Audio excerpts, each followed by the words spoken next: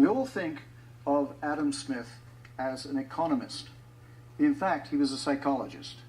He was a person who knew a great deal about human behavior, and in 1759 he wrote a book called The Moral Sentiments. It's a profound book which talks about the way in which human beings really behave. And he points out that human beings are not quite the same way as Mandeville thought they were. They weren't just given to vice. He was the man who actually invented what we now call empathy in terms of understanding of it. He has a beautiful passage in this particular book in which he talks about, again metaphorically, his brother being on the rack. You cannot understand the pain of your brother unless you place yourself in the brother's position, being on the rack yourself. Then you can understand it. Then in that understanding you have sympathy for him. You're able to create again the feelings which then enable you to be not only sympathetic, but you'll be able to work with this individual to create a new vision of their problem and help them with that problem. This, of course, is what we talk about today in terms of the engagement we must have as physicians or as caring individuals. We call it various names, but empathy is the core of it. Compassion is another name we use for it. But he also wrote this book called The Wealth of Nations, in which basically he said that human beings are self-organizing. You don't have to have somebody from the top telling everybody what to do. What you can do is you can just use the fact that they are intimate with each other, as I was just describing, and that you will find a natural order of things. In other words, you can design something without the aid of a designer.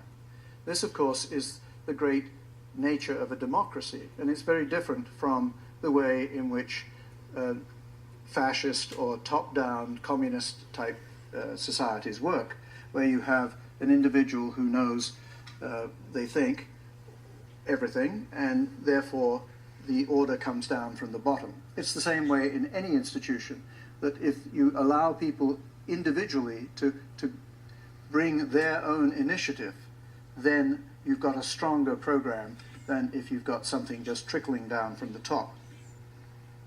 And he made these points, the famous one about, you owe yourself, the butcher, the candlestick maker, you live a good life by virtue of their self-interest. So Smith then argued that the way in which a market society should work is that, yes, indeed, with Mandeville, you could let people have their own initiative. They could do what they wished, but it had to be a closely knit society. There was an implicit social contract, which without that social contract, this thing wouldn't work.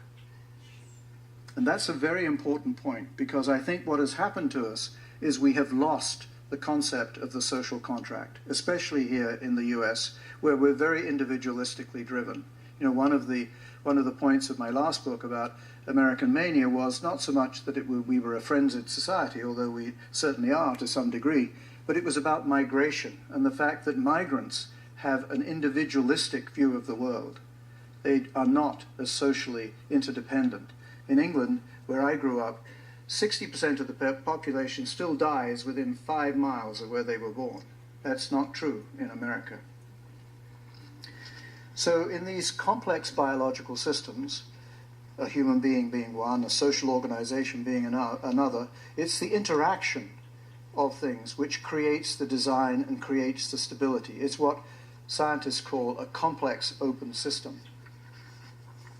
So if we boil down the proposal that Smith was making, we can turn it into neurophysiological, neuropsychological terms. And this is how the neuroscience of markets really works, in my mind.